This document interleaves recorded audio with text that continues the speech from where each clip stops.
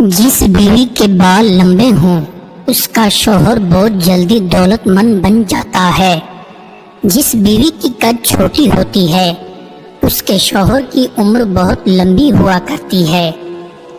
جو عورت ناخنوں کو بڑھا کر رکھتی ہے اس عورت کی عمر دن بدن کم ہوتی رہتی ہے۔ جس کی بیوی بہت زیادہ بولتی ہے اس کے شوہر کی عمر کم واقع ہوتی رہتی ہے۔ خالی پیٹ بیوی کے پاس جانے سے مرد کی جنسی قوت میں اضافہ ہوتا رہتا ہے۔ کچی املی کھانے سے انسان کو زندگی میں کبھی مرگی کی بیماری کا سامنا نہیں کرنا پڑتا ہے۔ جلد دولت مند بننا چاہتے ہو تو گھر سے نکلتے وقت گندم کا دانہ جیب میں رکھ لیا کرو۔ رات کو آئینہ دیکھنے سے مرد و عورت کا چہرہ بہت جلد ڈھلنا شروع ہو جاتا ہے۔ چہرے کو ہمیشہ جوان اور پرکشش رکھنا ہے تو صبح سویرے آئینہ دیکھا کرو۔ جن مردوں کے ناخنوں کی شکل بگڑی ہوتی ہے ایسے مرد ناکامی کا منہ دیکھتے ہیں۔ گھر میں لڑائی جھگڑے بڑھ گئے ہیں تو گھر میں سیاہ کبوتر لے آؤ، افاقہ ہوگا۔ گھر میں سیاہ رنگ کی بطخ لے آؤ، گھر میں رزق بارش کی طرح برسے گا۔ جس کی بیوی کم بولتی ہے ایسی بیوی کا شوہر بہت ہمیشہ جوان اور پرکشش رہتا ہے۔ جو میاں بیوی صبح سویرے پاس آتے ہیں ایسا جوڑا ہمیشہ جوان اور خوبصورت رہتا ہے۔ جو بیوی نیم گرم پانی کے ساتھ نہاتی ہے ایسی بیوی 70 سال تک بھی جوان رہتی ہے۔ جس مرد کے دانت باہر نکلے ہوں ایسے مرد میں طاقت 3 مردوں جتنی ہوتی ہے۔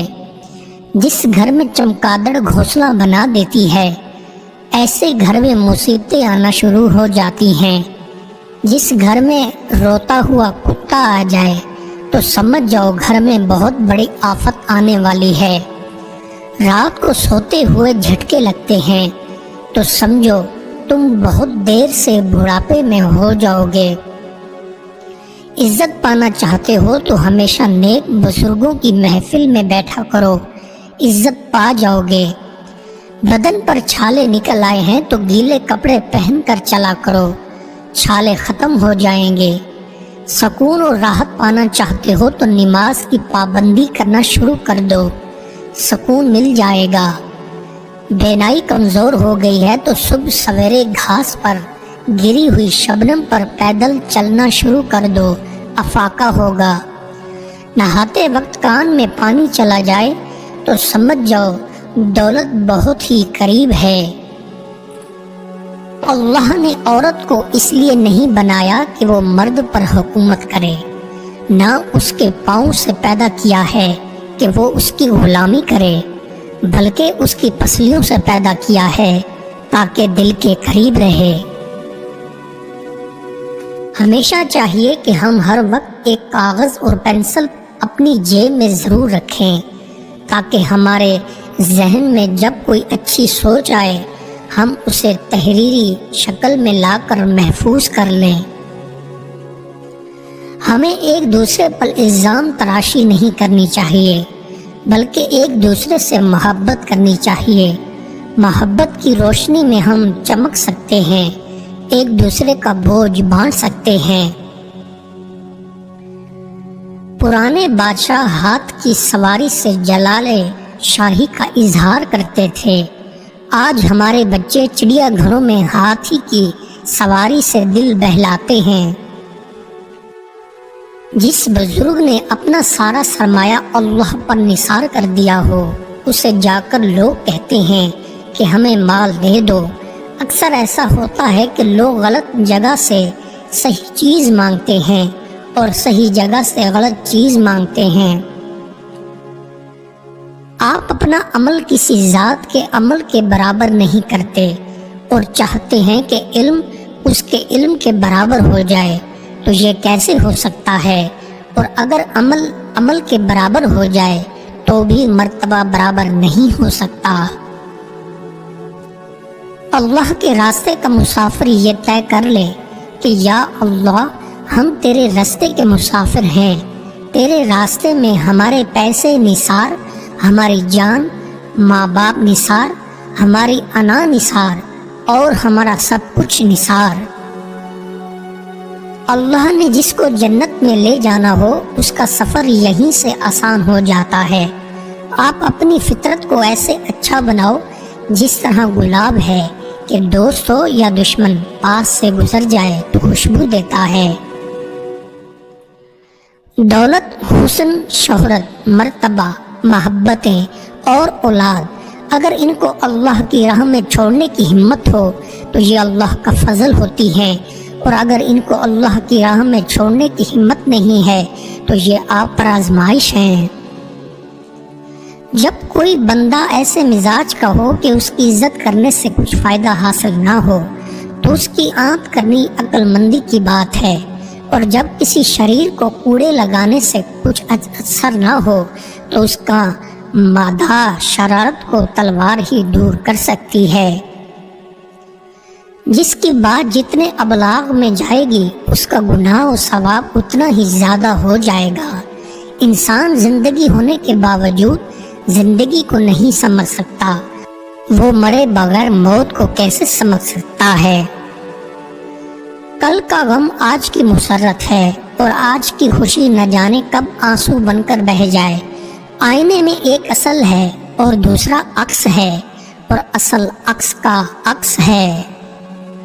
نیکی کا نام لینا بھی نیکی ہے، نیک بات سننا بھی نیکی ہے، نیک مقامت دیکھنا بھی نیکی ہے، نیک انسان سے ملنا بھی نیکی ہے، نیک لوگوں کا تذکرہ بھی نیکی ہے، نیک و خیال بھی نیکی ہے، نیک علم بھی نیکی ہے، نیک عمل تو خیر ہے ہی نیکی ہے۔ کیا تم سے اللہ تعالیٰ کے عذاب کو تمہارے رشتہ دار ہٹا سکتے ہیں، یا تمہارے سامان تمہارے کچھ کام آ سکتے ہیں؟ ہرگز نہیں۔ افسوس کہ تمہاری حالت عموماً کچھ ایسی بدل گئی ہے کہ گناہوں کی طرف زیادہ جھکے ہوئے ہیں۔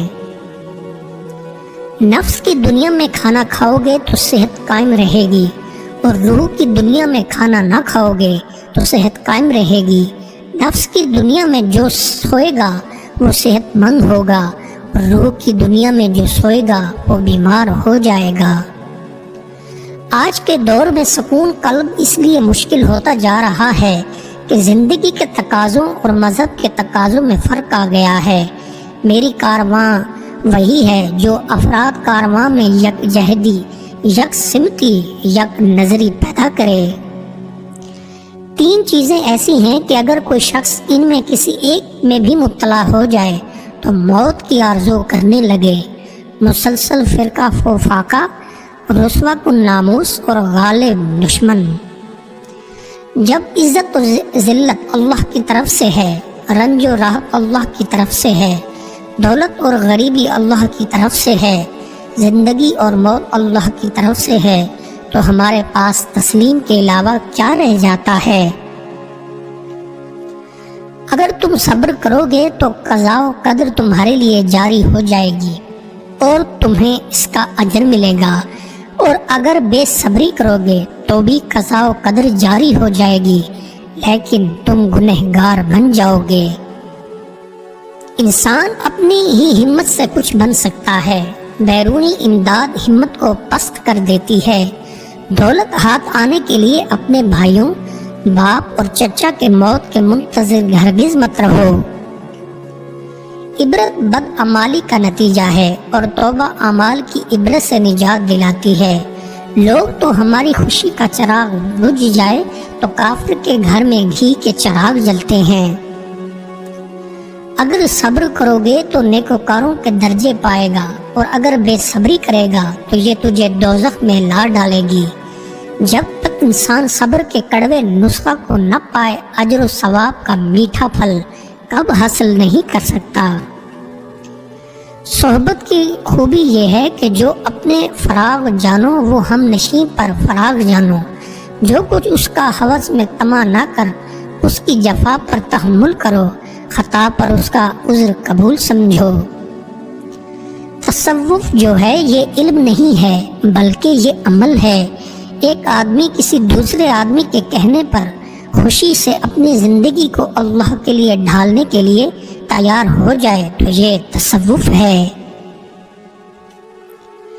آخرت کے طلبگار کا مطلب ہے دین کا طلبگار ہونا۔ یہ طلبگاری سرسری نہیں ہونی چاہیے، بلکہ جس توجہ سے دنیا دار اپنی دنیا بنانے میں محب اور مصروف ہے، اسی طرح دین دار اپنے دین کو بنانے میں محب اور مصروف ہونا چاہیے۔ جس کام میں جب تک مخلص اور جد و جہد نہیں ہوگی، وہ کام اپنی منزل کو ٹھیک حالت میں نہیں پہنچ پائے گا۔ جو سچ بولتا ہے اور لوگوں کے مال میں خیانت نہیں کرتا، وہ ہمیشہ اللہ کی امان میں رہتا ہے۔ جن لوگوں نے مشکلات کا بیان لوگوں کے سامنے کیا، دراصل انہوں نے اپنی مشکلات میں اضافہ کیا۔ اپنے غم کو غصہ نہ بناؤ، کیونکہ غم کو غصہ وہ بناتا ہے جو کسی تقدیر کو نہیں مانتا اور جو کسی خدا کو نہیں مانتا۔ کسی کو معاف کر دینے سے جو سکون ملتا ہے، اس کا اندازہ نہیں کیا جا سکتا۔ بہت سی پریشانیوں اور بے سکونی کا سبب دنیاوی خواہشات کی زیادتی ہوتی ہے۔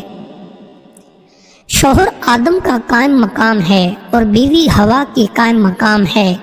جس گھر میں مہمانوں کی خوش ہو کر تواضع کی جاتی ہے، اس گھر میں برکتیں نازل ہوتی ہیں۔ کیا آپ اللہ کو یاد کر کے روتے ہیں کہ اس کی یاد کا ایک غم ہے جو آپ رو کر اس غم سے نجات حاصل کرنا چاہتے ہیں؟ اگر حقیقت یہی ہے تو آپ کا یہ عمل درست نہیں۔ جو اللہ کی مخلوق سے بیزار رہتا ہے، اسے اللہ تعالیٰ کی قربت نصیب نہیں ہوتی۔ جاہل سے بحث سے بہتر ہے کہ تم تنہائی اختیار کر کے خاموش ہو جاؤ۔ بے شک جن لوگوں نے اللہ تعالیٰ کی عبادت جنت کی نعمتوں کی امید سے کی، ان کی عبادت ایک طرح کی تجارت ہوتی ہے۔ بے شک نرم کلامی اور چھوٹے بڑے سے السلام علیکم کہنا عبادت ہے۔ بلا شبہ فحش باتوں اور بیہودہ گوئی اسلام کے اخلاق میں سے نہیں ہیں۔